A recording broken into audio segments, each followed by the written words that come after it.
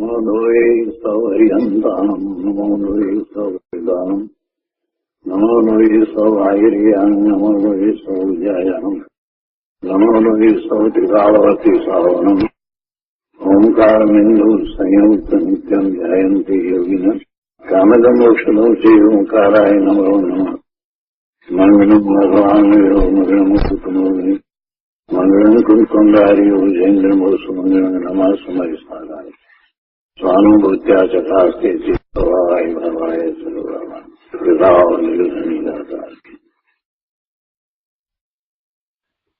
નિયમસાર ભગવાન કુમકુંદાચાર્ય રચિત નિયમસાર તથા મુનિવર પદ્મપ્રભ મલધારી દેવ રચિત તાત્પર્ય વૃત્તિ ટીકા એનો સ્વાધ્યાય ચાલે છે.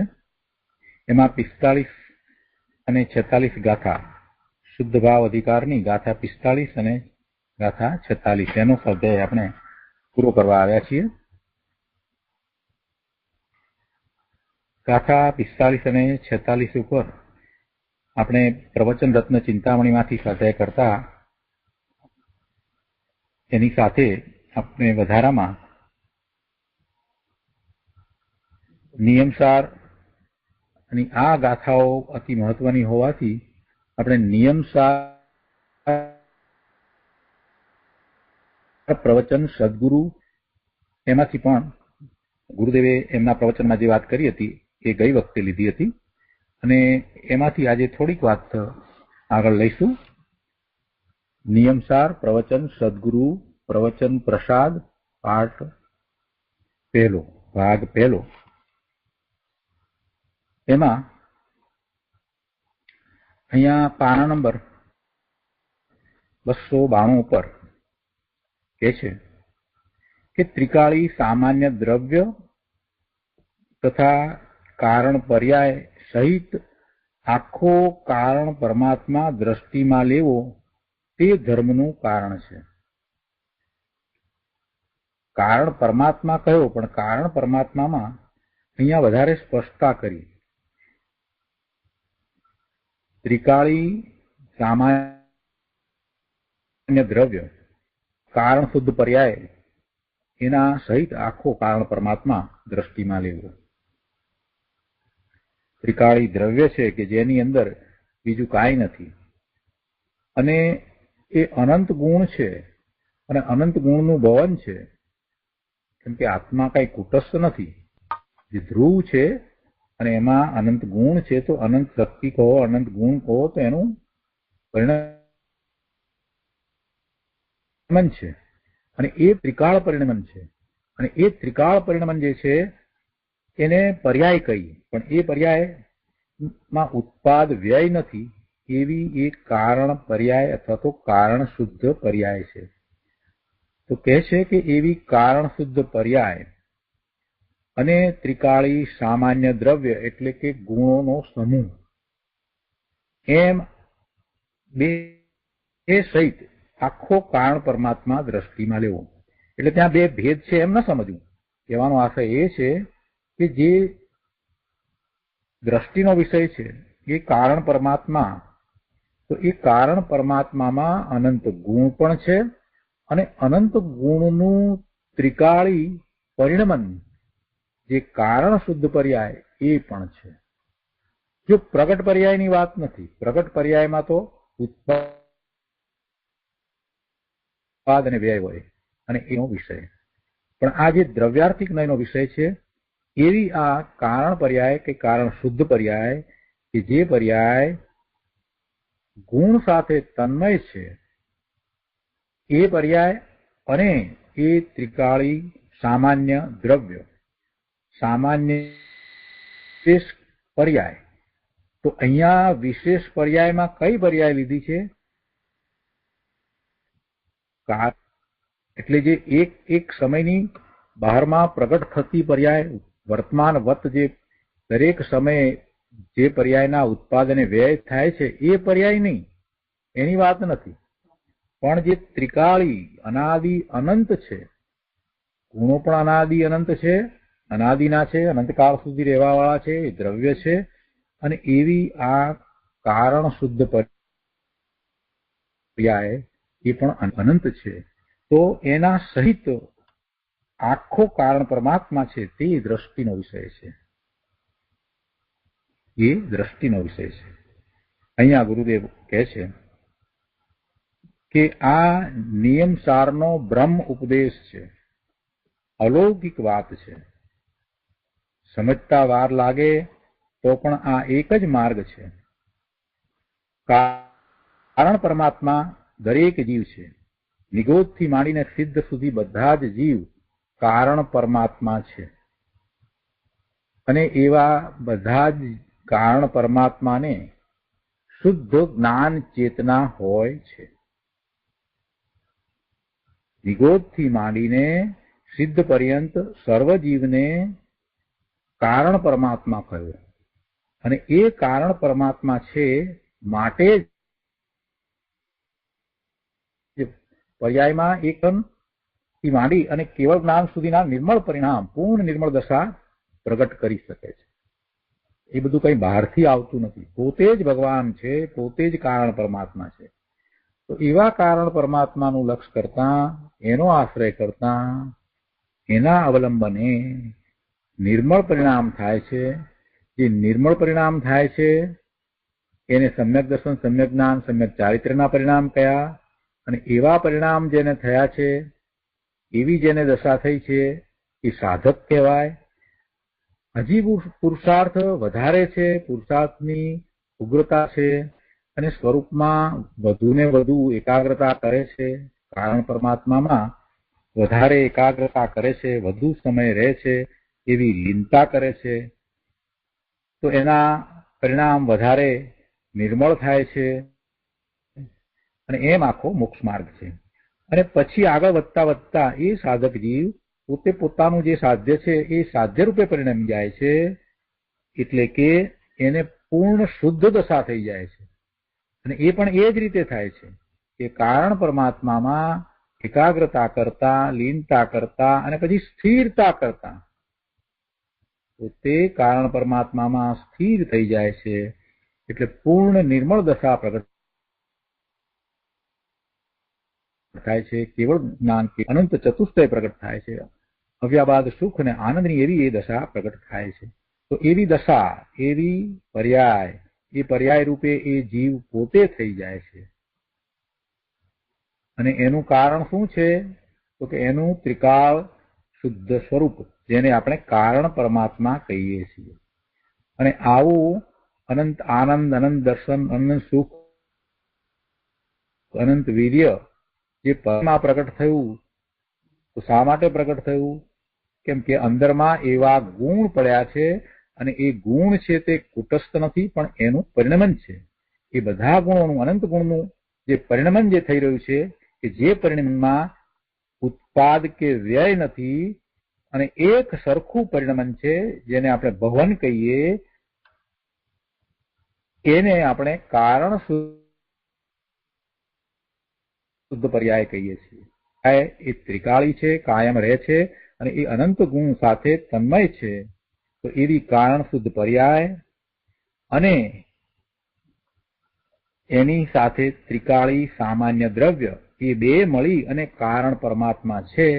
તો એવા કારણ પરમાત્માનું લક્ષ કરવું, એની દ્રષ્ટિ કરતા નિર્મળ પરિણામ થાય છે, પૂર્ણ નિર્મળ દશા થાય છે. આ વાત છે. એટલે ગુરુદેવ એ વાત બ્રહ્મ ઉપદેશ છે, અલૌકિક વાત છે. સમજતા વાર લાગે તો પણ આ એક જ માર્ગ છે. અને કારણ પરમાત્મા દરેક જીવ છે અને તેમાં સદાય જ્ઞાન, દર્શન, આનંદ આદિ ભરચક પડ્યા છે. અને તેના આશ્રય, તેના શ્રદ્ધા અને જ્ઞાનથી ધર્મ થાય છે. એવા કારણ પરમાત્માનું લક્ષ કરતા નિર્મળ પરિણામ થાય છે, મોક્ષ માર્ગના પરિણામ થાય છે. ગુરુદેવ અહીંયા કહે છે કે વેદાંતે પર્યાયને ઉડાડી દીધી છે અને બધા થઈને એક આત્મા કહે છે, પણ વસ્તુનું સ્વરૂપ એવું નથી. વેદાંતમાં કહ્યું છે એવું વસ્તુનું સ્વરૂપ નથી. પર્યાય તો છે ને, દ્રવ્ય છે અને પર્યાય પણ છે. અહીંયા કહે છે કે સંસાર દશા એક સમયની પર્યાય છે. પછી એવી ને એવી ને એવી ને એવી ને એવી થાય, પણ જે ક્ષણિક છે એવી એક સમયની જે પર્યાય છે, તો એવી એ એક સમયની પર્યાય પણ વ્યવહાર નય તો સત છે. વ્યવહાર નયથી તો એનું હોવાપણું છે, એનું અસ્તિત્વ છે, એક સમયનું અસ્તિત્વ. બીજા સમયે એવી ને એવી બીજી પર્યાય થાય અથવા તો એના કરતા જુદી થાય, પણ એક કોઈ પર્યાય તો હોય ને હોય. એટલે એ પર્યાય છે તે સત છે, હોવાપણે છે, પણ એ પર્યાય એ બદલાયા કરે છે, અને એ નિર્મળ પર્યાય હોય તો પણ દ્રષ્ટિ કરવા યોગ્ય નથી. એમાં બદલાવ છે એટલે એ દ્રષ્ટિનો વિષય બનતું નથી. એટલે કે છે કે વ્યવહારના એ સત છે, પણ દ્રવ્ય દ્રષ્ટિ કરાવવા તેને ગૌણ કરેલ છે, એનો ભાવ કર્યો નથી. એવી પર્યાય છે છતાં પણ એને ગૌણ કરીને કારણ પરમાત્માનું લક્ષ કરાવવામાં આવે છે. ત્રિકાળી વસ્તુ છે એનું લક્ષ્ય કરાવવામાં આવે છે. કે છે કે તેને ગૌણ કરી પરમ પારિણામિક ભાવ અને તેનું વર્તમાન ધ્રુવ કારણ પર્યાય તે સહિત આખો ધ્રુવ ભગવાન આત્મા શુદ્ધ પડ્યો છે. ઉત્પાદ વ્યય વિનાની એક રૂપ રહેતી કારણ પર્યાય તે વિશેષ અને ત્રિકાળી પરમ પારિણામિક ભાવ તે સામાન્ય ધ્રુવ. એમ સામાન્ય અને વિશેષ એ બેવું થઈને આખો કારણ પરમાત્મા એ દ્રવ્યાર્થિક નયનો વિષય છે, અને એ જ દ્રષ્ટિનો વિષય છે. એના જ આશ્રયે ધર્મ થાય છે. તેને દ્રષ્ટિમાં લેવાથી ધર્મદશા પ્રગટે છે. અહીં શુદ્ધ જ્ઞાન ચેતના અને આનંદ ચેતનાની પ્રધાનતાથી વાત છે. કારણ પરમાત્મા છે એને જ્ઞાન ચેતના છે, શુદ્ધ જ્ઞાન ચેતના છે. શુદ્ધ જ્ઞાન ચેતના છે એટલે એને આનંદ ચેતના પણ છે, પણ એ બધું શક્તિ અપેક્ષાએ શક્તિ રૂપે અંદરમાં પડ્યું છે. અને જ્યારે એનું એ લક્ષ કરે છે, કારણ પરમાત્માનું લક્ષ કરે છે, અને નિર્મળ પરિણામ સમ્યક દર્શન સમ્યક જ્ઞાનના થાય છે, ત્યારે પણ એને જ્ઞાન ચેતના હોય છે. પણ એને આ ગાથામાં ગૌણ કરીને રાખી છે. એને બદલે જે પૂર્ણ દશા કેવળ જ્ઞાનના જે પ્રગટ થઈ છે, જે અરિયંત પરમેશ્વરની દશા પ્રગટ થઈ છે અથવા સિદ્ધની દશા થઈ છે, તો એવી દશાને વિશે એમ કહ્યું કે એ શુદ્ધ જ્ઞાન ચેતના છે. અને ગુરુદેવે એમાં એમ કહ્યું કે શુદ્ધ જ્ઞાન ચેતના છે એ આનંદ ચેતના સહિત જ છે. શુદ્ધ જ્ઞાન ચેતના છે, પૂર્ણ દશા છે, તો એમાં આનંદ પણ છે. એટલે એને આનંદ ચેતના ને સાથે લીધી છે. ગુરુદેવ અહીંયા કહે છે કે અહીં શુદ્ધ જ્ઞાન ચેતના અને આનંદ ચેતનાની પ્રધાનતાથી વાત છે. ઉત્પાદ વ્યય વિનાની ત્રિકાળી ધ્રુવ કારણ શુદ્ધ ચેતના તથા તેના ફળરૂપે સહજ આનંદ ચેતના દરેક જીવને હોય છે. જ્ઞાન ચેતના, શુદ્ધ જ્ઞાન ચેતનાના ફળરૂપે આનંદ ચેતના, તો આ બંને સહજ છે. એ સહજ છે. કારણ પરમાત્મામાં એ છે એટલે એનો અર્થ એ થયો કે નિરોધથી માંડીને સિદ્ધ પર્યંત બધા જ આત્માઓને વિશે એ છે. પણ કોને પ્રાપ્ત થાય? વર્તમાન પર્યાયમાં કોને પ્રાપ્ત થાય? જે એનું લક્ષ કરે એને પ્રાપ્ત થાય, જે એવી એકાગ્રતા કરે એને પ્રાપ્ત થાય. ટીકાકાર મુનિરાજે અધ્યાત્મની મસ્તીમાં ઘણી સૂક્ષ્મ અને અદ્ભુત વાત નિયમસારમાં કહી છે. કુંકુંદાચાર્ય ભગવાને આવું શાસ્ત્ર લખ્યું, અને સામે એવા જ ટીકાકાર મુનિરાજ પદ્મપ્રમલધારી દેવ છે. એટલે આ નિયમસાર અને એની ટીકા અદ્ભુત છે, અને ગુરુદેવ એને એવી જ રીતે સમજાવી રહ્યા છે. કહે છે કે આવું કારણ પરમાત્માનું ઝીણવટથી સ્પષ્ટ સ્વરૂપ બીજા કોઈ ગ્રંથમાં નથી. બીજે છે એની વાત છે, પણ આટલી બધી વાત એમાં નથી આવતી. એટલે કે બીજે ગૌણપણે છે, કેમ કે સ્વરૂપ એવું છે તો એની વાત તો હોય જ. અહીંયા ખૂબ વિસ્તારપૂર્વક એ વાતને સમજાવી છે. મૂળ ગાથામાં ચેતના ગુણ શબ્દ છે, તેમાંથી ટીકાકારે અદ્ભુત ટીકા કરી છે. હવે અહીંયા બીજી વાત ગુરુદેવે લીધી છે કે કયા કારણના આધારે કાર્ય પ્રગટે છે. જો આ ગાથામાંથી જ આ વાત ગુરુદેવે કાઢી છે. કયા કારણના આધારે જ્ઞાન અને આનંદ રૂપી કાર્ય પ્રગટે છે. ગુરુદેવ કહે છે કે તારે કાર્ય કરવું છે ને, કાર્ય કોણ કરે? કાર્ય કોણ કરે? ત્રસ કાર્ય કરે. આવ્યું ને, શરૂઆતમાં જ આવ્યું ને કે સંસારી જીવ બે પ્રકાર લીધા. એક તો એને એમ કહ્યું કે કર્મફળ ચેતના છે, અને બીજા ત્રસ જીવ લીધા અને એને માટે એમ કહ્યું કે એ ત્રસ જીવને કાર્ય સહિત કર્મફળ ચેતના છે. એટલે કર્મફળ ચેતના તો છે પણ એ કાર્ય સહિત છે. તો ત્રસને માટે જે વાત કરી, તો આપણે બધા ત્રસમાં આવ્યા કે નહીં? બે ઇન્દ્રિયથી પંચેન્દ્રિય સંઘની.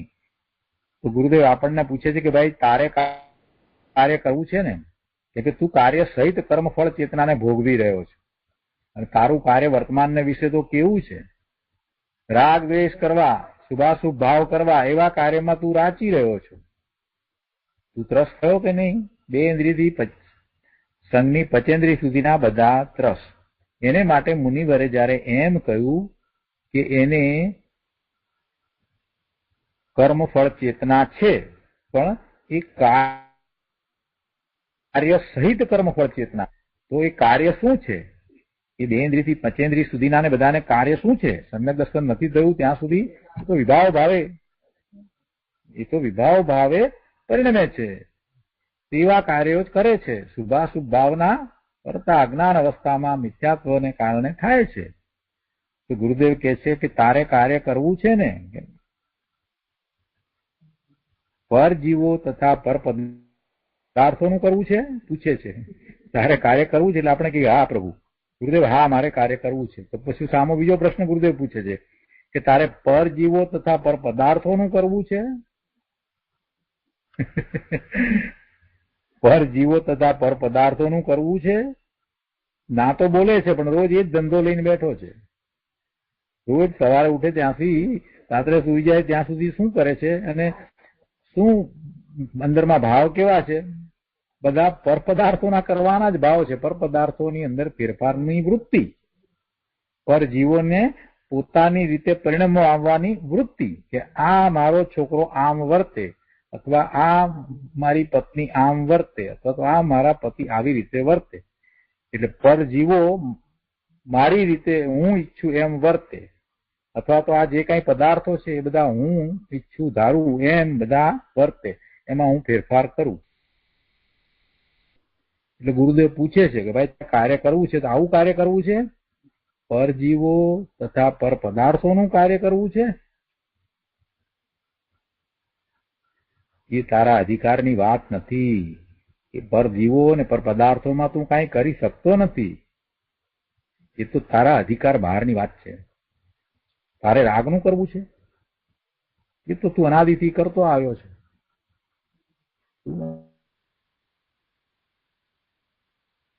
અનાદિથી રાગ તો કરતો આવ્યો છે. તો ખરું કાર્ય શું છે? ખરું કાર્ય શું છે? ખરું કાર્ય તો જાણવાનું છે, જ્ઞાન કરવાનું કાર્ય છે. અને એ કાર્ય તું કરી શકે છે, તો તે કાર્ય શેમાંથી આવશે? જ્ઞાન કરવાનું કાર્ય તું કરી શકે છે, તો એવું કાર્ય શેમાંથી આવશે? એટલે કે એવું કાર્ય કયા કારણને આધારે પ્રગટે? કયા કારણને આધારે પ્રગટે તેમ છે? વિચાર કર. શું કાર્ય? જ્ઞાનનું કાર્ય. એ શેમાંથી પ્રગટે? એના કારણ અહીંયા આપ્યા છે ગુરુદેવે. પૂછ્યું છે, આપણને સમજાવ્યું છે. કે છે કે પહેલું કે નિમિત્તો. એ નિમિત્તોમાંથી તને એવા જ્ઞાન પ્રાપ્ત થાય, આનંદ પ્રાપ્ત થાય, જે તારે કરવું છે થાય. એટલે કે છે કે નિમિત્તો. પર પદાર્થોની એ તાકાત નથી કે તને જ્ઞાન આનંદ આપે. નિમિત્તો તો પર છે ને, તારાથી જુદા છે પ્રભુ, અને એ તને કઈ જ્ઞાન કે આનંદ આપે એવી એનામાં કોઈ તાકાત નથી. બીજું રાગ, એટલે વ્યવહારની પણ તાકાત નથી કે એ તને જ્ઞાન અને આનંદ આપે. રાગ, કોઈના પ્રત્યેનો પણ રાગ, એ પણ તને જ્ઞાન આનંદ આપે એવી એમાં તાકાત નથી. રાગ તો તારી દશામાં થાય છે, તો એ તારી દશામાં થતો જે રાગ છે આપે ના, એમ નથી. ત્રીજી વાત, ઉઘડેલ અંશ પર્યાયની તાકાત નથી કે તે તને જ્ઞાન આનંદ આપે. એ જ્ઞાનનો જે થોડોક ઉઘાડ થયો હોય, ઉઘડેલ અંશ અહીંયા થયો છે, એટલે એવી એક સમયની કાંઈક પર્યાય જે થઈ હોય તો એની પણ એવી તાકાત નથી કે તને જ્ઞાન આનંદે. ઉઘડેલ અંશ પર્યાયની અંશ પર્યાય છે. ઉઘડેલ અંશ પર્યાયની તાકાત નથી કે તને જ્ઞાન આનંદ આપે, કેમ કે એ પોતે જ અંશ છે. તો એ તને ત્રિકાળ કાયમ માટે જ્ઞાન આનંદ આપે એવું કેવી રીતે બને? તો શું છે? ચોથી વાત છે કે શુદ્ધ જ્ઞાન ચેતના અને ફળરૂપ આનંદ ચેતના અનાદિ અનંત કારણ પરમાત્મામાં પડી છે, એ તને જ્ઞાન અને આનંદ આપે.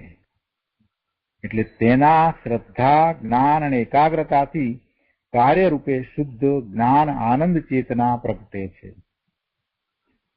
ભગવાનના દિવ્ય ધ્વનિમાં આ જ ઉપદેશ આવ્યો છે કે આ કારણ પરમાત્માના આધારે સમ્યક દર્શન, સમ્યક જ્ઞાન, સમ્યક ચારિત્રના પરિણામો પણ થાય, સુખાન થાય, અને પછી આગળ વધતા વધતા મોક્ષ દશા પણ થાય છે.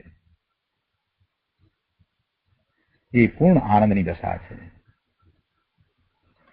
તો આવી રીતે જયારે જીવ પોતામાં કાર્ય પ્રગટ કરે, આવું જ્ઞાનરૂપી કાર્ય પોતામાં પ્રગટ કરે, ત્યારે નિમિત્તથી કાર્ય થયું અથવા વ્યવહારથી નિશ્ચય થયો એમ ઉપચાર કથન કરવામાં આવે છે કે દેવગુરુ શાસ્ત્રના કારણે એના નિમિત્તથી પોતાને જ્ઞાન થયું, પણ એ તો ઉપચારથી કથન છે. કાર્ય તો એને પોતે પોતાનામાં કરવાનું છે. એવા ઉપચારથી કથન કરવામાં આવે છે. અથવા તો મોક્ષ માર્ગથી મોક્ષ થયો એમ વ્યવહારે બોલાય છે, પણ નિશ્ચય વગર વ્યવહાર હોઈ શકે નહીં. જો મોક્ષ માર્ગથી મોક્ષ થયો એમ વ્યવહારે બોલાય છે એટલે શું કે મોક્ષ માર્ગ તો પર્યાય રૂપ છે, જેમાં એ જીવ પોતે એવા નિર્મળ પરિણામો કરે છે, અને પૂર્ણ જે પરિણામ થયા, પૂર્ણ શુદ્ધ પરિણામ થયા, એ પર્યાયો જે થઈ, મોક્ષ માર્ગની જે પર્યાય નિર્મળ પરિણામ થયા એને કારણે નહીં, પણ ત્રિકાળી પોતાનું શુદ્ધ દ્રવ્ય કારણ પરમાત્મા એમાં સ્થિરતા કરવાથી એવા પૂર્ણ પરિણામ થાય છે. એટલે કે છે કે મોક્ષ માર્ગથી મોક્ષ થયો એમ નિશ્ચય વગર વ્યવહાર હોઈ શકે નહીં, અને નિશ્ચય તો પોતાનું ત્રિકાળી શુદ્ધ સ્વરૂપ છે, અને એનું લક્ષ્ય કરતા જયારે એમાં સ્થિર થઈ જાય એવી એકાગ્રતા કરે છે તો એવા પરિણામ થાય છે. એટલે મોક્ષ રૂપી કાર્યનું ખરું કારણ તો ત્રિકાળી શુદ્ધ સ્વભાવ છે. તે કારણ પરમાત્માને શુદ્ધ જ્ઞાન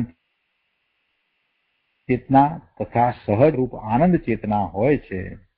આ એક જ કારણ છે, બીજું કોઈ કારણ નથી. માત્ર ઉપચારથી બીજાને કારણ કહેવાય. શુદ્ધ કારણ પરમાત્મા એ સંસાર અવસ્થામાં કે મોક્ષ અવસ્થામાં, બધી અવસ્થામાં સદાય એ તો એક રૂપ રહે છે, માટે એ ઉપાદેય છે, શ્રદ્ધા કરવા લાયક છે. એની વાત પણ ફરીથી આપણે લઈએ, પેલા તો આ વાત કરી છે આપણે, છતાંય એટલે કહે છે કે આથી સહજ જ્ઞાન ચેતના સ્વરૂપ નિજ કારણ પરમાત્મા સંસાર અવસ્થામાં કે મુક્ત અવસ્થામાં સર્વથા એક રૂપ હોવાથી ઉપાદેય છે, એમ હે શિષ્ય તું જાણ.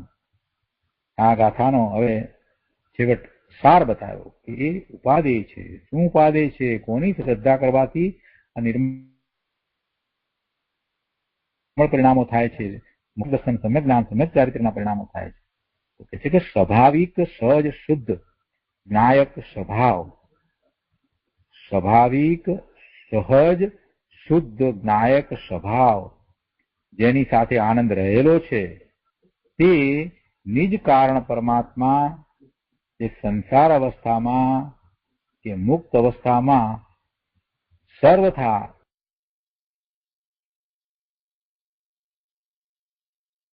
એક રૂપ છે, આવશે જે એક રૂપ છે, કોઈ પણ દશામાં હોય, નિરોધની અવસ્થા હોય તો પણ એ એક રૂપ છે, એ જ ઉપાદેય છે, તે જ અંગીકાર કરવા જેવો છે. સંસાર અવસ્થા પહેલા ગુણસ્થાનથી 14મા ગુણસ્થાન સુધી છે, પછી સિદ્ધ થાય. 14મું ગુણસ્થાન પછી સિદ્ધ કહેવાય. એટલે પહેલા ગુણસ્થાનથી 14મા ગુણસ્થાન સુધી છે. અને તે અનાદિ અંત એટલે અનાદિ શાંત છે. અને મોક્ષ અવસ્થા જેની આદિ થઈ, જ્યારે થઈ ત્યારે, એટલે એ સાદી અનંત છે. તો બંને અવસ્થામાં શુદ્ધ ચેતના સ્વભાવ એક રૂપ છે. સિદ્ધ દશા પ્રગટે ત્યારથી શુદ્ધ જ્ઞાન ચેતના નવી પ્રગટે છે. અને એટલા માટે એને અનાદિ અનંત નથી કહ્યું, એ સાદી અનંત છે. જે નવી પ્રગટે છે એ સાદી અનંત છે. અને એ અવસ્થા, એ પર્યાય, એ પ્રગતિ પૂર્ણ દશા પ્રગટ થઈ. કેવળ જ્ઞાન, કેવળ દર્શન, અનંત જ્ઞાન, અનંત દર્શન, અનંત વીર્ય, અનંત સુખની એ જે દશા પ્રગટ થઈ, તો એ દશા છે એટલે એને વ્યવહાર નયનો વિષય કહ્યો. એ વિષય જાણવા જેવો છે પણ આદરણીય નથી. કેમ આદરણીય નથી? કેમ કે પર્યાય છે, ત્યાં એકાગ્રતા થઈ શકે નહીં. કેવળ જ્ઞાનની પણ પર્યાય છે. એકાગ્રતા ક્યાં થાય? જે બદલાતું નથી, જે કાયમ એક સરખું રહે છે એવું જે ધ્રુવ સ્વરૂપ છે એની એકાગ્રતા થાય. બહુ સ્પષ્ટ કરી દીધું. ગુરુદેવ અહીંયા કહે છે કે ચેતનામાં 12 પ્રકારના ઉપયોગ છે. જો ઉપયોગ છે એટલે એનું લક્ષ્ય થયું છે અને એવા પરિણામ એ પછી થાય, એટલે એ ઉપયોગ જે છે તે આદરણીય નથી. કહે છે કે ચેતનામાં 12 પ્રકારના ઉપયોગ છે તે આદરણીય નથી. આદરણીય તો ત્રિકાળી ધ્રુવ વસ્તુ જે છે તે આદરણીય છે. આ ઉપયોગ જુઓ, 12માં હોય છે ત્યારે એક સેકન્ડમાં અહીંયા એલેમાં હોય, બીજી સેકન્ડે ડલાસમાં હોય ને ત્રીજી સેકન્ડે ઉપયોગ સુરત જાય. આ ઉપયોગ તો કેટલો ફર્યા કરે છે. 12માં ઉપયોગ કેટલો ફરે છે, કેટલો આપણે ઉપયોગને ગુમાવીએ છીએ. જ્યાં ને ત્યાં લક્ષ કરીએ છીએ, જોઈએ છીએ આંખથી જુદું, સાંભળીએ છીએ કાનથી જુદું, ને મગજમાં ક્યાંક બીજો વિચાર ચાલે છે. એટલે ઉપયોગ ક્યાં ગયો? મનના વિકલ્પ સાથે ગયો. કોઈ વખત આંખથી જોઈએ એની સાથે વિકલ્પ હોય, એ વખતે સંગીત સંભળાતું હોય તો ઉપયોગ ક્યાં હોય? આંખથી જે જોયું એની સાથે હોય. કોઈ વખતે આંખથી પણ જોતા હોઈએ, જમતા હોઈએ, બધું કરતા હોઈએ, અને એ વખતે ઉપયોગ ક્યાં જાય છે? કાંઈક અવાજ બહાર આવ્યો તો એમાં ઉપયોગ જાય. એટલે ઉપયોગ કોઈ એક જગ્યાએ હોય અને ઉપયોગ ફર્યા કરે છે. એવા ઉપયોગને સ્વરૂપ તરફ લઈ જાય છે. એવા ઉપયોગને સ્વરૂપ તરફ લઈ જાય છે, એકાગ્રતા કરે છે. પણ એકાગ્રતા કરવા લાયક ઉપયોગ થયો કે પોતાનું સ્વરૂપ થયું? સમજાયું? એકાગ્રતા કરવા લાયક કોણ થયું? પોતાનું સ્વરૂપ થયું. એ દ્રષ્ટિનો વિષય થયો. એટલે આદરણીય કોણ થયું? પોતાનું સ્વરૂપ આદરણીય થયું. કે છે કે ચેતનામાં 12 પ્રકારના ઉપયોગ છે તે આદરણીય નથી. અજ્ઞાન અનાદિ અંત છે. અજ્ઞાન અનાદિ શાંત છે. અને કેવળ જ્ઞાન આદિ સહિત એટલે સ આદિ અનંત છે, પણ આદરણીય નથી. એ બેમાંથી કોઈ આદરણીય નહીં. અજ્ઞાને નહીં ને કેવળ જ્ઞાને આદરણીય નહીં. આ આદરણીયનો અર્થ સમજવાનો છે. આદરણીય એટલે શું? કેવળ જ્ઞાન પ્રગટ કરવા યોગ્ય તો છે, પણ કેવળ જ્ઞાન ને ઉપાદેય કરીને ત્યાં એકાગ્રને કેવળ જ્ઞાન નથી પ્રગટ થતું. એટલે કેવળ જ્ઞાન તો પર્યાય છે. એટલે એમ એ આદરણીય નથી. કેવળ જ્ઞાન પ્રગટ કરવા યોગ્ય જ છે, પોતે કેવળ જ્ઞાન રૂપે થઈ જાય છે. એ એને કરવું છે. તો આદરણીય કોને કહ્યું? ત્રિકાળી શુદ્ધ દ્રવ્યને આદરણીય કહ્યું. એ છે કે દ્રષ્ટિને દ્રષ્ટિ આદરણીય નથી.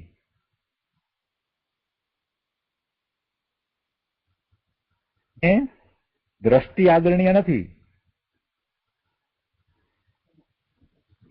દ્રષ્ટિ શ્રદ્ધા, એને એ દ્રષ્ટિ આદરણીય નથી. તો શું આદરણીય છે? ત્રિકાળી દ્રવ્ય આદરણીય છે. દ્રષ્ટિને શુક્લ ધ્યાન, કેવળ જ્ઞાન કે સિદ્ધપદ આદરણીય નથી. એ બધી પર્યાયો. શુક્લ ધ્યાન થયું ત્યારે પણ પર્યાયમાં છે, અને સિદ્ધની પણ પર્યાય, એટલે બધી પર્યાય. તો એ દ્રષ્ટિને જ્યાં દ્રષ્ટિ કરવી છે એને એ આદરણીય નથી. દ્રષ્ટિને શું આદરણીય છે? ત્રિકાળી ધ્રુવ શુદ્ધ સ્વરૂપ, એ આદરણીય છે. શાંતિથી સમજીએ તો બધું સમજાય એવું જ છે. પ્રભુ કેવી રીતે સમ્યક દર્શન થાય, જેવી રીતે સમ્યક દર્શન થાય એવી જ રીતે આગળ વધારે વધતા કેવળ જ્ઞાન પણ થાય. એ રીત છે, આખો માર્ગ એક જ રીતે છે. જે સાધક છે એ જ આગળ વધીને એ હરિયંત થાય છે અને સિદ્ધ થાય છે. એ બધો આખો મોક્ષ માર્ગ છે. અહીંયા કહે છે કે નિર્મળ પર્યાય પણ અસ્થિર છે, તેની સાથે નાતો રાખીશ નહીં. કારણ પરમાત્મા જે એક રૂપ છે તેની સાથે નાતો રાખજો. નિર્મળ પર્યાય પણ અસ્થિર છે, એક સમયની, તો તેની સાથે નાતો રાખીશ નહીં. એ તો તારે પ્રગટ કરવાનું છે, એ તો તારે પ્રગટ કરવાનું છે. પણ કારણ પરમાત્મા જે એક રૂપ છે તેની સાથે નાતો રાખજે. શુદ્ધ સ્વભાવ જ ધર્મનું કારણ છે એમ તું જાણ. તારું ત્રિકાળી શુદ્ધ દ્રવ્ય, જે તારો સ્વભાવ, શુદ્ધ સ્વભાવ, એ જ ધર્મનું કારણ છે એમ તું જાણ. આવી વાત અહીંયા કરી છે, એ પણ વાત આપણે લઈએ છીએ. અહીં મુનિરાજ કહે છે કે હે શિષ્ય, તું આમ જાણ. સમ્યક દર્શનની પ્રાપ્તિ કરવી હોય, કેવળ જ્ઞાનની પ્રાપ્તિ કરવી હોય તો એક રૂપ કારણ પરમાત્મા ઉપાદેય છે એમ તું જાણ. કુંકુંદાચાર્ય ભગવાનના વચનો નીકળ્યા કે હે શિષ્ય, તું જાણ, જાણ. એનો અર્થ શું થાય? તું જાણ એમ કહ્યું એટલે એ ઉપરથી શું નક્કી થાય કે શિષ્ય જાણી શકે તેવી તાકાત વાળો. અને આપણને પણ ગુરુદેવ એમ કહે છે કે ત્યાં દ્રષ્ટિ કર. તેનો અર્થ એ થાય કે આપણે ત્યાં દ્રષ્ટિ કરી શકીએ એવી તાકાત વાળા છીએ. પણ આપણને આપણી તાકાત, આપણી શક્તિ, આપણા સામર્થ્યનો વિશ્વાસ આવતો નથી. ગુરુદેવે પણ આપણને એમ કહ્યું છે કે તું ત્યાં દ્રષ્ટિ કર, તારા ત્રિકાળી ધ્રુવ પર દ્રષ્ટિ કર. તો કરી શકીએ એમ હોઈએ તો જ ગુરુદેવ કહે કે એમને એમ કહેતા હશે. આગળ કહે છે કે વળી તું જાણ એમ કહ્યું છે. કેવળીઓ, મુનિઓ કે સંતો તને જ્ઞાન કરાવવા સમર્થ નથી, પણ તને આ માર્ગ સમજાવે છે કે કઈ રીતે થાય. પોતે પ્રાપ્ત કર્યું છે તો તને એ માર્ગ સમજાવે, પણ એ માર્ગે તારે ચાલવું પડે. એ તને જ્ઞાન કરાવી દે એમ ન બને. જ્ઞાન એટલે આત્માનું જ્ઞાન, આત્માનો અનુભવ. એ તને માર્ગ બતાવે, એની રીત બતાવે, પદ્ધતિ બતાવે, પણ છેવટે તો તારે કરવું પડે. એટલે કહે છે કે એ બધા કોઈ તને જ્ઞાન કરાવવા સમર્થ નથી. તેથી આચાર્ય ભગવાન આદેશ આપે છે કે તું જાણ, તું જ્ઞાન કર. 14 પૂર્વનો સાર, 4 અનુયોગનો સાર આમાં આવી જાય છે. અને લૌકિક પણ એમ કહેવાય છે કે અસ્થિર વિચારના માણસ પાસે વેપાર ધંધો અથવા તો નાતો કરીશ નહીં. અસ્થિર વિચારના માણસ સાથે વેપાર ધંધો ન કર, એમ આપણે વ્યવહારથી કહીએ છીએ. તો એ રીતે આ પર્યાય છે ને એ સ્થિર નથી, પલટાતી છે. તો પછી એટલે પલટાતી પર્યાયોમાં તું ક્યાં ભાઈ રાચી રહ્યો છે? જો ને તું તો બારમાં બધી આજે બધી પર્યાયો બદલાયા કરે છે, વસ્તુની પર્યાયો બદલાયા કરે છે, એમાં ને એમાં તું તો રાચી રહ્યો છે.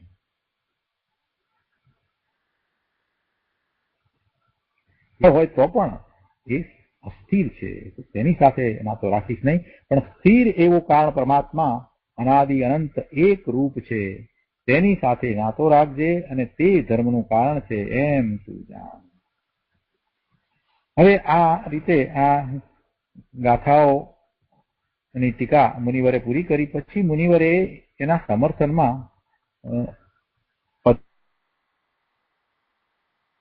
પદ્માનંદી આચાર્ય દેવની પંચવિંશતિકા એટલે 25, જેમાં અધિકાર હોય, પણ ખરેખર એમાં અધિકાર તો 26 છે. નામ પદ્મનંદની પંચવિંશતિ છે, પણ એના અધિકાર 26 છે. તેને વનશાસ્ત્ર પણ કહેવાય છે. તો એ શાસ્ત્રની એકત્વ સપ્તતિ નામના અધિકારમાં 79મો શ્લોક છે, એ અહીંયા લીધો છે સમર્થનમાં. આ શ્લોક કયો છે, તો આપણે એ શ્લોક લઈએ અને પછી એનો વિસ્તાર આપણે પ્રવચન રત્ન ચિંતામણીમાંથી સમજીશું. તો અહીંયા આ શ્લોક છે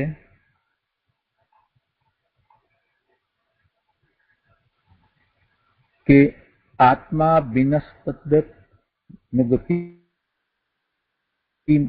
કર્મ તયોર્યા પ્રત્યાશક્તિ ભવતી વિકૃતિ સાપી ભિન્ના તથૈવ કાલ ક્ષેત્ર પ્રમુખમપી તચ્ચ ભિન્નમ મતમ મે ભિન્નમ નિજ ગુણ કલા અલંકૃત સર્વમ એતત. એના અર્થમાં કહે છે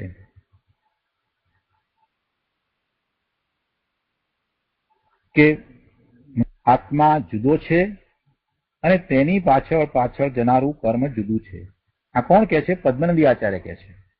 મારું એમ મંતવ્ય છે કે આત્મા જુદો છે અને કર્મ જુદા છે. આત્મા જ્યાં જાય છે એની સાથે કર્મ જાય છે, પણ એ જુદું છે, જુદું રહીને જાય છે, એમ કેવું છે. આત્મા જુદો છે અને તેની પાછળ જનારું કર્મ જુદું છે. પાછળ કહેતા એની જાય છે સાથે, પણ સાથે એટલે બે એક સાથે એમ મિનિંગ ન થઈ જાય, એવો અર્થ ન થાય, એટલા માટે પાછળ શબ્દ મૂક્યા છે. બંને પોતપોતાની રીતે જાય છે તો એક જ જગ્યાએ ગયા. આ આત્મા અહીંયાથી નીકળીને બીજો જન્મ લે તો એ આત્મા જ્યાં જાય છે તો એ કર્મ પણ એની સાથે જાય છે, પણ એ કર્મ અને આત્મા એક રૂપ થઈને નથી જતા, જુદા જુદા રહીને જાય છે, એમ કેવું છે. જુદા જુદા રહીને જાય છે. શાંતિથી વાત બેસાડવાની છે પ્રભુ. શું કહે છે કે મારું એમ મંતવ્ય છે કે આત્મા જુદો છે અને તેની પાછળ જનારું કર્મ જુદું છે. એટલે કહેવાનો આશય એવો છે કે કર્મ આત્મામાં ભળી નથી ગયું, આત્મા સાથે એવું મિક્સઅપ નથી થઈ ગયું, એમ નથી જતું. કર્મ છે તે કર્મમાં રહ્યું, આત્મા આત્મામાં રહ્યો. આત્મા અને કર્મ બે વિગ્રહ ગતિની અંદર આપણે એમ કહીએ ને કે ભાઈ એ સાથે શું જાય છે, તો કે કર્મણે શરીર જાય છે, તો કે કર્મણે શરીર ને આત્મા જુદા છે. કર્મણે શરીર ને આત્મા કઈ એક નથી. શું કહે છે?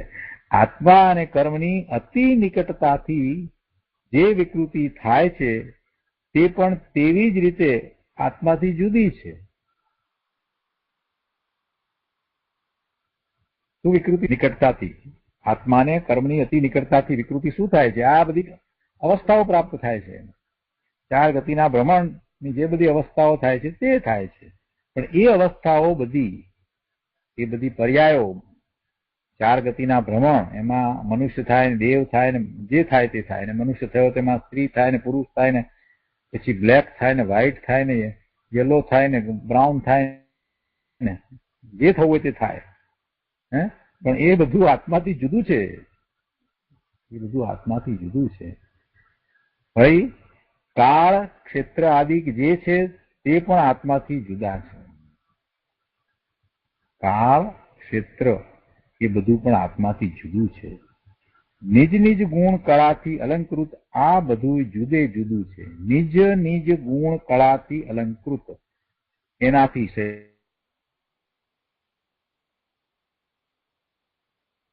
પોતપોતાના ગુણ એ બધા સહિત છે. જે દ્રવ્ય છે એ એના ગુણથી અલંકૃત છે, એટલે એના ગુણથી સહિત છે. દરેક દ્રવ્ય પોતે પોતાના ગુણથી અલંકૃત છે, એનાથી સહિત છે. એ જુદું જુદું છે. અર્થાત પોતપોતાના ગુણો અને પર્યાયોથી યુક્ત સર્વ દ્રવ્યો અત્યંત જુદે જુદા છે. એ અત્યંત જુદા છે. તો આનો અર્થ આપણે પૂજ્ય ગુરુદેવ પાસેથી સમજીએ. પ્રવચન રત્ન ચિંતામણી ભાગ બીજો પાના નંબર 229 પ્રવચન રત્ન ચિંતામણી ભાગ બીજો પાના નંબર 229 આધારના શ્લોક ઉપરનું પ્રવચન.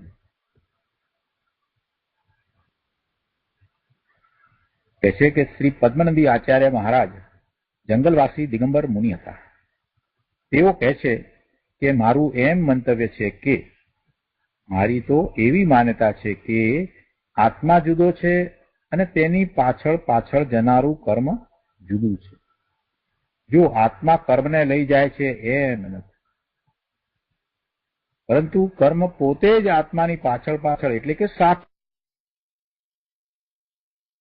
સાથે પાછળનો અર્થ થોડું પાછળ એટલે દૂર એમ એવા અર્થમાં નથી. પાછળ એટલે આપણે એમ સમજીએ કે આપણી બિહાઇન્ડ આવતું હોય એવો પાછળ પાછળનો અર્થ નથી. એટલે સાથે સાથે પાછળ પાછળ એટલે સાથે સાથે જાય છે એમ કે છે. કોઈએ પ્રશ્ન કર્યો કે આત્મા અને કર્મ બંને સાથે જાય છે, તેમાં કર્મ પાછળ પાછળ જાય છે એમ ક્યાં આવ્યું? ગુરુદેવ કહે છે કે ભાઈ એ તો કહ્યું ને કે પાછળ પાછળ એટલે સાથે સાથે આત્માની સાથે એમ. હું તો એ આત્મામાં થઈને ભળીને નથી જતું એટલા માટે પાછળ પાછળ એમ. પાછળ એટલે બિહાઇન્ડ એમ નહીં, પણ એનાથી જુદું રહીને જાય છે. અને બીજું એ જ જગ્યાએ જાય છે એટલે પાછળ પાછળ. અને આત્માની સાથે એટલે કે આત્મા જાય છે, ગતિ કરે છે, આત્મા જાય છે, ગતિ કરે છે, ત્યારે એ કર્મ પણ પોતાના કારણે જાય છે, ગતિ કરે છે. આત્માની પાછળ પાછળ જાય સાથે એટલે કે આત્મા જાય છે, ગતિ કરે છે, ત્યારે પોતે કર્મ પણ પોતાના કારણે જાય છે, ગતિ કરે છે. પરંતુ આત્માના કારણે કર્મ ગતિ કરે છે એમ નથી. કર્મ ગતિ કરે છે એ આત્માના કારણે કરે છે એમ કહેવાય. બંને જુદા છે. કહે છે કે પ્રશ્ન કર્યો તો પછી કે આત્મા કર્મને ક્યારે છોડે? આવો પ્રશ્ન કર્યો. હજી એના મનમાં એમ છે કે આત્મા એ કર્મને પકડી રાખ્યું છે. અરે ભાઈ ચોખ્ખું સ્પષ્ટ તો કહ્યું કે એ જુદું છે, જાય છે ભલે સાથે, છતાં પણ એ એનાથી જુદું છે. એટલામાં એ ભાઈ સમજ્યા નથી એટલે આવો પ્રશ્ન થાય. પ્રશ્ન જ ન થાય કે કર્મને છોડે. એટલે ગુરુદેવ કહે છે કે અત્યારે અહીં કર્મને છોડવાનો પ્રશ્ન નથી. કર્મ એનાથી જુદું છે એ તો તને અહીંયા સમજાવી રહ્યા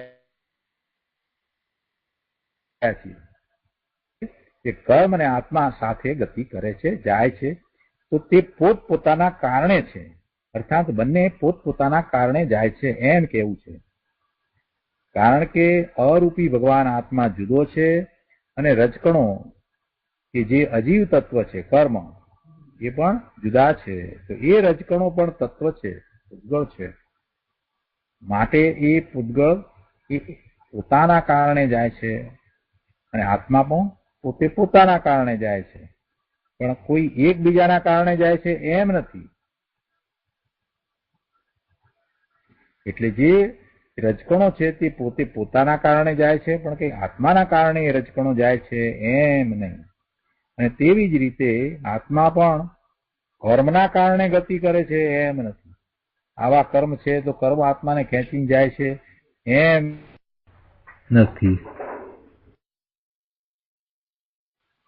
એટલે વિગ્રહ ગતિની વાત જવા દો, અહીંયા પણ એ વાત હોય ને જ્યાં હોય ત્યાં. કેમ કે આ શરીરના પરમાણુઓ રહ્યા છે ને ત્યાં જ આત્મા પણ રહ્યો છે ને એ જ ક્ષેત્રને વિશે. તો ગુરુદેવ અહીંયા કહે છે કે આ હાથ આમ ઊંચો થાય છે, આ હાથ આપણે ઊંચો કરીએ તો હાથ ઊંચો થાય છે, તો કહે છે કે આત્મા પોતાના કારણે અંદર ગતિ કરે છે.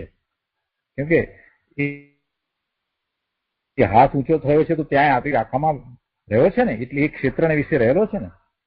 કહે છે કે આ હાથ ઊંચો થાય છે તો એમ કે છે કે આત્મા પોતાના કારણે અંદર ગતિ કરે છે અને આ શરીરના રજકણો પણ શરીરના કારણે ગતિ કરે છે. એ હાથની જે દશા થઈ એ શરીરના રજકણો, એની એ દશા, એની ગતિ જે થઈ, ઊંચું નીચું થયું, ગતિ થઈ એ એના કારણે થાય. અને એ વખતે ત્યાં એ જ ક્ષેત્રે રહેલો આત્મા જે થાય, પેલો હાથ ઊંચો થયો એટલે અંદર આત્મા આમ એની જોડે ખેંચાયો એમ નથી. સૂક્ષ્મ વાત છે પ્રભુ, દ્રવ્યની સ્વતંત્રતાની વાત છે. આ જેને બેસી જાય એને બધું બરાબર લાગે છે, જગત આખું બરાબર લાગે છે, જગત બરાબર વ્યવસ્થિત છે, જે કંઈ થઈ રહ્યું છે તે એના કારણે થઈ રહ્યું છે, એની સાથે હું ભગવાન આત્મા કાંઈ કરતો નથી એમ જ્ઞાતા દ્રષ્ટા પણ આવી જાય છે. આ વાતને જ બેસાડવાની છે.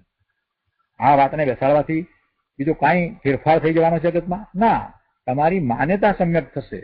જગત તો જેમ છે તેમ જ રહેવાનું છે. જગતના કાર્યો જે થતા હશે તે થશે તો થશે. શું કહે છે કે આ હાથ આમ ઊંચો થાય છે તો કહે છે કે આત્મા પોતાના કારણે અંદર ગતિ કરે છે અને આ શરીરના રજકણો પણ શરીરના કારણે ગતિ કરે છે, પણ આત્માના કારણે એ શરીરના રજકણો ગતિ કરે છે એમ નથી. તેવી રીતે અંદર કર્મના રજકણો પણ આત્માની સાથે સાથે પોતાની મેળે પોતાથી ગતિ કરે છે, પણ આત્મા એને ગતિ કરાવે છે એમ નથી. કે પેલા કર્મ જે કર્મના રજકણો એના સ્કંધો એ આત્માને ગતિ કરાવે છે એમ પણ નથી. આત્માની પાછળ પાછળ એટલે કે આત્માની સાથે સાથે જ્યાં આત્મા જાય છે ત્યાં એ કર્મ પણ જાય છે. એમાં જવામાં વચ્ચે કઈ સમયનો ગાળો પડતો નથી, એટલે એમ પાછળ નહીં.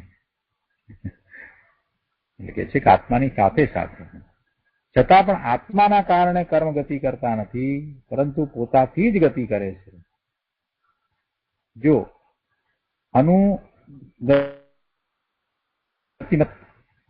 ગતિમત લખ્યું છે ને, તેની પાછળ એમ એ અર્થ થાય છે, કારણ તેને અનુસરીને તેની સાથે સાથે જે જ્યાં જાય છે ત્યાં જ જાય છે, અનુસરીને જાય છે તો ત્યાં જ. પણ જે જાય છે તેમાં જવાનું કારણ એકબીજામાં નથી, એકનું કારણ બીજામાં નથી. ઉદ્ગલનું ત્યાં જ જવાનું, એને અનુસરીને આત્માને અનુસરીને ત્યાં જ જવાનું કારણ એ આત્માની ગતિ નથી. અને બીજી રીતે કહીએ તો આત્માનું જે જગ્યા જાય છે એ નથી. બંનેની વચ્ચે એવો કારણનો સંબંધ નથી, કોઈ કોઈનું કારણ થતું નથી, જાય છે એક જ જગ્યાએ. એટલે અહીંયા એમ લીધું શબ્દ અનુસરી, એટલે એની સાથે સાથે, પણ એનું જવાનું કારણ કોઈ કોઈનું થતું નથી, પોતપોતાના કારણે જાય છે. આવી દ્રવ્યની સ્વતંત્રતા છે પ્રભુ, આવી દ્રવ્યના પરિણમનની પણ સ્વતંત્રતા છે.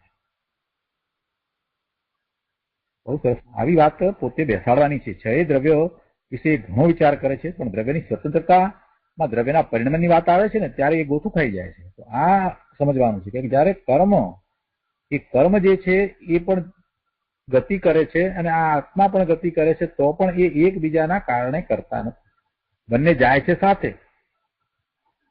બહુ સુંદર વાત છે.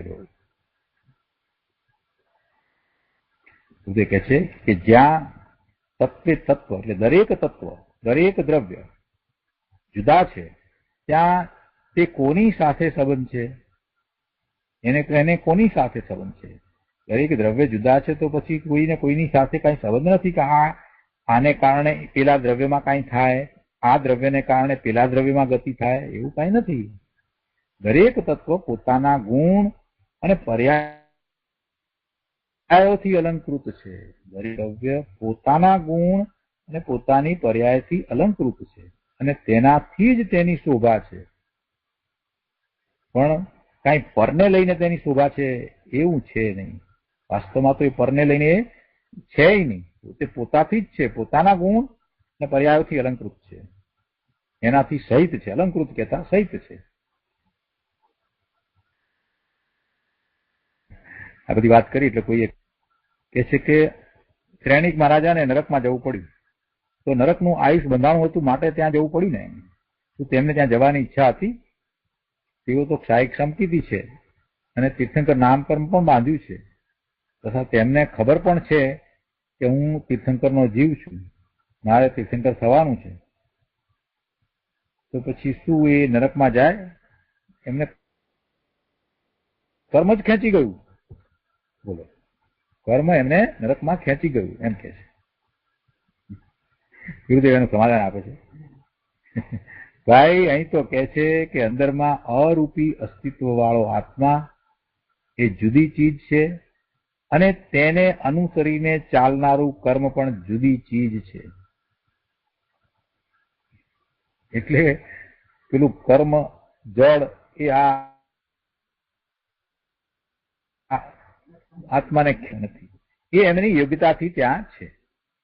કોણ? ત્રણિક મહારાજાનો આત્મા. એ આત્મા એમની એ સમયની યોગ્યતાથી ત્યાં નરકમાં ગયો. એ વખતે પેલું કર્મ પણ એ જ રીતે ગયું. કર્મ એમને ખેંચી ગયું એમ નથી. અને આ દ્વારા દ્રવ્યની સ્વતંત્રતા અહીંયા તો સિદ્ધ કરવી છે કે આત્મદ્રવ્ય ચેતન દ્રવ્ય છે, પેલું જે કર્મ છે જળ છે, એ એનાથી જુદું. તો જ શુદ્ધ આત્માની દ્રષ્ટિ થશે, એવો સ્વીકાર થશે તો જ ખ્યાલ આવશે કે આ કર્મ કરીએ છીએ અનાદિના, પણ એ કર્મ કઈ આત્માને અંદરમાં ઘૂસીને કઈ નુકસાન કરી રહ્યા છે એમ છે જ નહીં. કર્મ તો જુદા જ છે અને કર્મ કઈ આત્માની સાથે કાયમ એક સરખા રહેતા નથી. એનો સ્થિતિબંધ છે. એ તો ખરી જવા વાળા છે. હું તો ત્રિકાળ શુદ્ધ જ છું એવી દ્રઢતા થશે. અને એવી દ્રઢતા છે એ જ પોતાના શુદ્ધ સ્વરૂપને વર્તમાન પર્યાયમાં પ્રગટ કરવાનું એક મોટું સબળ કારણ છે. એ શ્રદ્ધા નથી થતી, પોતાના શુદ્ધ સ્વરૂપની શ્રદ્ધા નથી, તો એ ધર્મ ક્યાંથી કરવાનો છે? બહુ સરસ વાતો કરી છે અહીંયા તો. આગળ કહે છે, ત્રીજી વાત કરે છે કે આત્મા અને કર્મની અતિ નિકટતાથી, એમ કહ્યું ને, આત્મા અને કર્મની અતિ નિકટ એટલે કર્મની નજીક છે, તેથી જે વિકૃતિ થાય છે એ નિકટતાથી જે વિકૃતિ થાય, જે મિથ્યા ભ્રાંતિ, રાગ દ્વેષ કે હાસ્ય શોક આદિ જેના જે ભાવ થાય, એ બધું જે થાય તે પણ તેવી જ રીતે આત્માથી જુદી ચીજ છે, જુદા જ છે. આત્મા અને કર્મની અતિ નિકટતાથી જે વિકૃતિ થાય, વિકૃતિ ક્યાં થાય? દશામાં થાય. કે આત્માના સ્વરૂપને વિશે થતી નથી, પણ જે દશામાં થાય છે એ મિથ્યા ભ્રાંતિ થાય, રાગ થાય, બે પ્રકારના નોકસા થાય, બધું જે કઈ થાય તે બધું આત્માથી જુદું છે, એ જુદી ચીજ છે. તો ત્રણ વાત થઈ. આત્મા એક, બીજું કર્મ, અને કર્મના સંબંધે કર્મ સૌથી નિકટ છે ને, તેથી એમ કહે છે કે તેનો સંબંધ કરતા જે વિકાર થાય તે વિકાર પણ આત્માથી જુદી ચીજ છે. આત્મા જુદો, કર્મ જુદું, ને આત્મા ને કર્મ નથી, એટલે જે વિકાર થયો એ વિકાર પણ જુદો, બધા જુદા. નિર્મળ આનંદ આત્મા ભિન્ન છે, કર્મ ભિન્ન છે, અને વિકાર પણ ભિન્ન છે. તો પ્રશ્ન થયો, તો પણ ક્યારથી આ ત્રણ જુદા હશે અને ક્યારથી ત્રણેયનો ખીચડો મનાયો હશે? ગુરુદેવ કહે છે કે આ ત્રણેય જુદા છે, અનાદિથી જુદા છે, જુદા જુદા જ છે, અનાદિથી જુદા જ છે, અને અનાદિથી મિથ્યા દ્રષ્ટિઓએ એને ભેગા કરી નાખ્યા છે, એને એક રૂપ માને છે. બાકી તો એ તો જુદા જ છે, ક્યારેય ભેગા હતા જ નહીં. આત્મા કર્મ ને રાગ ને એક મેક માન્યા, એ જ મોટું મિથ્યાત્વ છે. અને એ અનાદિથી જુદા જ હતા, પણ આને અજ્ઞાનીને એક રૂપ લાગ્યા છે, એને માન્યા છે. બાકી કઈ વાસ્તવમાં એ એક રૂપ હતા જ નહીં, એ ભેગા થયા નથી. અહીંયા આગળ કહે છે કે તારે લઈને પૈસા આવ્યા નથી, અહીં રહ્યા નથી, તેમજ વપરાતા નથી, પરંતુ એ પૈસા તો પૈસાના કારણે આવ્યા છે, રહ્યા છે, ને જવાના છે. આ એક દ્રષ્ટાંત આપીને વાત કરું. પૈસાનું દ્રષ્ટાંત આપ્યું એટલે જલ્દી બધાની વાત લે. આ કર્મના નિમિત્તે જે આવે ને લક્ષ્મી, તો એ લક્ષ્મી આવી છે એના કારણે આવી છે એમ કે છે. તે ઉપરાંત અહીંયા એમ કે છે કે પોતે આત્મા કર્મના બંધનમાં નિમિત્ત હતો. કર્મ બંધાયા તો એ આત્મા નિમિત્ત હતો, તો પણ કર્મ તો કર્મના કારણે આત્માની પાછળ પાછળ જાય છે. એને જીવના એવા ભાવ હતા, એ ભાવના નિમિત્તે એ કારણ રજકણો ભેગા થઈને કર્મ રૂપે બંધાયા, અને તે છતાંય આત્મા એને ખેંચી જાય છે કે એ આત્માને ખેંચી જાય છે એ નથી. આત્મા કર્મને લઈ જાય છે કે કર્મ આત્માને લઈ જાય છે એમ નથી. આવી વાત છે. તો આજનો સ્વાધ્યાય અહીંયા સુધી રાખીએ છીએ. આગળ હજી વિસ્તાર આવશે. હવે સુખધામ બોલીએ. સુખધામ અનંત સુસંત નહીં